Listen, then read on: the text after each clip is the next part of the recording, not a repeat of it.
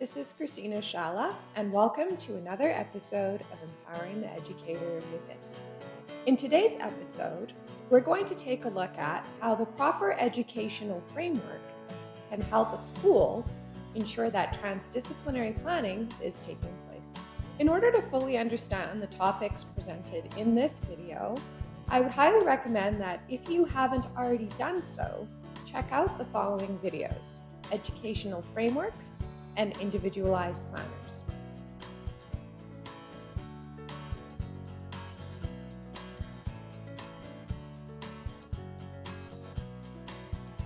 Before getting into the transdisciplinary framework itself, it's first important to understand what it means for a school to have transdisciplinary planning as its core goal. It basically means that a school is looking for teachers to be making connections by cross-linking learning outcomes, learning activities, and/or assessments with other subject areas. This transdisciplinary framework that I designed here, it was actually meant for an international baccalaureate school or an IB school, whose core goal was for teachers to be making connections between subject areas as much as possible. And you'll see that the framework has sort of two parts to it. To the left, I called it the 9 frame because there's 9 subject areas. Now, if a school had more subject areas, more can be added to it. But for the sake of this video, I just narrowed it down to the 9. And then to the right, you'll see that there's teacher planners. And you'll see that there's arrows sort of in the middle there connecting the two. And so the way that this framework works is that there's a specific planner, the team planner, designed to for teachers to input information on a weekly or bi-weekly basis. And the information coming from the left feeds the teacher planning on the right. And you'll note that all subject areas are listed on the right, whether they be specialist, mainstream, ESL, learning support. And so the idea is that the left side of the framework will inform the right side of the framework. Not only does the transdisciplinary framework dictate that information from the left should be passed on to the right, but if you were to take a look at the 9 frame itself, the portion of the framework that dictates the team planner, you'll note that there's not one subject area that stands alone. Whether it's the specialist teachers, the mainstream teachers, ESL teachers, or the learning support staff, they are all included and they are all connected within the square. And it's this particular design here that's going to inform how the team planner looks, and it's also what's going to ensure that transdisciplinary planning itself happens to the fullest extent. The team planner that I'm going to share with you is just one way that it could be designed. What's important to note is that whatever your school chooses to create, it must support the 9 frame or the 12 frame or the 16 frame that you create, depending on how many subject areas your school is looking to include. The second thing is that there must be some set requirement for teachers to meet on a regular basis. Because if the teachers are not meeting, the transdisciplinary framework itself actually isn't going to work. This team planner was designed for an IB school at the elementary primary level. And because of this, there was just a singular mainstream teacher who was responsible for teaching the subject areas in the center row there. Unit of inquiry, language arts, and math. And during the team meeting, it was this teacher who would begin sharing their ideas and their information. They would start by sharing the center square there, the unit of inquiry, because that sort of dictates where all the other subject areas are going to go. And they would share the standards that they were going to cover, prior global connections, and vocabulary grammar that they were planning on covering. From there, the mainstream teacher would then move on to ways that math and language arts could connect to the unit of inquiry, how they could, make sure that there was cross-linking between those subject areas. And again, share standards that could be covered, prior global connections, and vocabulary grammar concepts that they were going to cover. Once the mainstream teacher finished sharing their ideas, then it would be up to the top row of specialist teachers to begin sharing how they were going to connect to the unit of inquiry. And so you'll note I put performing arts, visual arts, and PE. Again, I just narrowed down subject areas for the purpose of this video.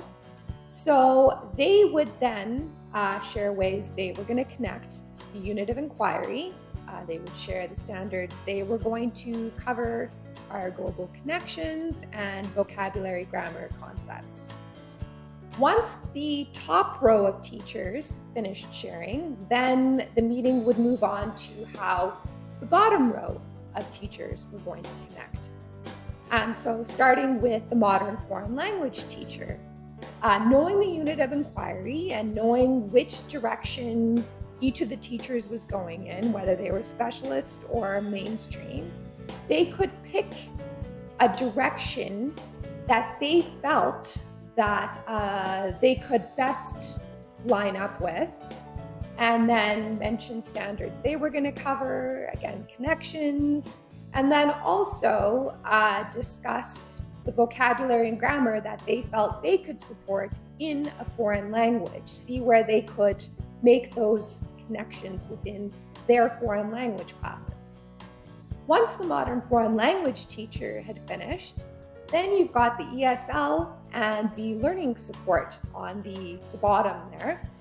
And what they needed to do was listen to all the information in the meeting and then decide how they were going to connect when they were supporting their students. So how could they enable, whether it was in, a language, to support in English, or whether it was other issues for the learning support, how they could get those students to best access the curriculum in as many different areas as they could.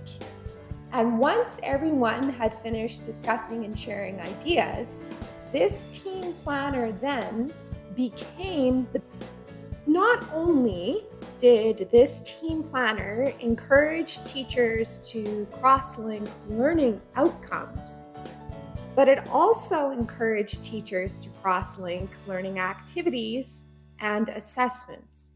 Because if you'll note, in each individual square, there's an area for weekly planning. And it's in these boxes that as the teachers were brainstorming ideas, they could note different ways that subject areas could connect lesson-wise, activity-wise, assessment-wise. And so, for example, if the performing arts teacher had an idea for a project that could also be reinforced in language arts, the two teachers could plan, a collaborative assignment for the students to do that met both language arts objectives and performing arts objectives. And in doing this, when it came time for teachers to do their individual planning, they already had a very good starting point for ensuring that transdisciplinary planning was in fact taking effect in the fullest extent, in that not only were learning outcomes cross-linking, but also activities and assessments. Moving on now to the individualized planners that were designed to support the transdisciplinary framework. I'm just going to share 3 of the ones that I designed. The first will be the mainstream teacher planner. The second will be a specialist planner, which was designed for the performing arts teacher. And the third one will be the one that I designed for the ESL teacher. Starting with the mainstream teacher planner, you'll note that for it to be in line with the transdisciplinary framework, the first column is for noting transdisciplinary links. So if you recall the framework, on the left was the 9 frame, and on the right was teacher planners with the different colored bars. And so the colors here on this planner match those colored bars, and each color represents a different subject area. So what the mainstream teacher was required to do was to take a look at the team planner, and then for each subject area in the transdisciplinary links column, pull out different ways that they could connect to the different subject areas based on the information they had. And this sort of informed the direction that the rest of their planning would take. And then you'll note that in the unit of inquiry column, in the language arts column, and in the math column, I've highlighted, sort of circled in red, the areas where they would also need to list transdisciplinary connections or links that they could make within each of those 3 subject areas. And in this way, as they were planning, they were constantly reminded to be making connections across multiple subject areas. Moving on now to the specialist teacher planner. This one was designed for a performing arts teacher. And much the same as the mainstream teacher's planner, this one was designed to support the transdisciplinary framework. And so the first column for each week, as they began their weekly planning, was for them to note transdisciplinary links. Again, using the team planner as a base to inform the direction that they would take and the ways that they could connect to the other subject areas at the school. You'll also note that within the planner itself, there were specific areas that required them to note transdisciplinary standards and transdisciplinary connections.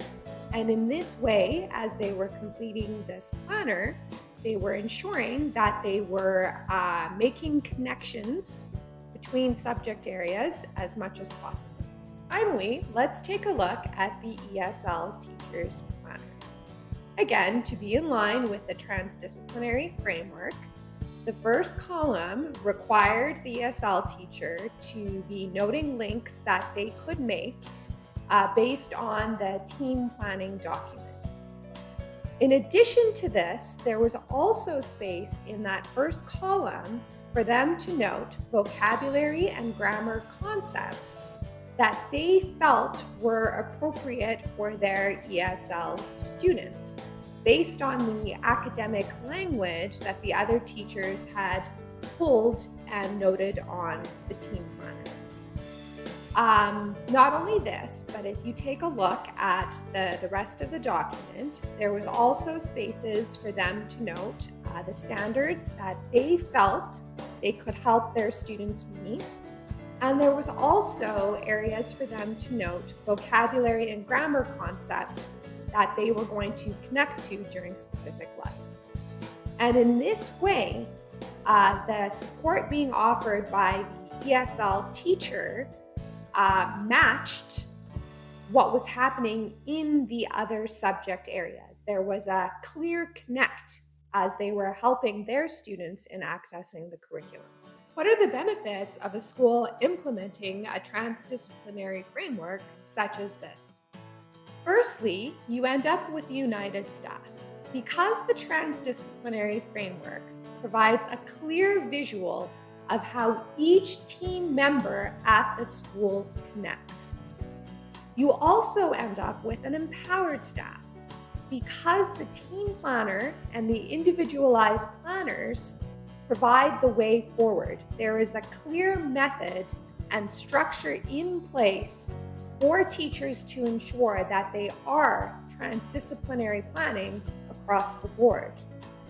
And then lastly, the effects of all this trickles down to the students and helps to improve their learning, because as they move from class to class, from subject to subject, they can see the clear connections that are being made.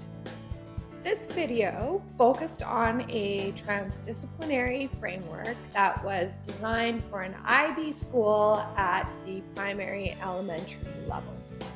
And it is by no means the only way that framework and its accompanying individualized planners could be designed to support the goal of transdisciplinary planning.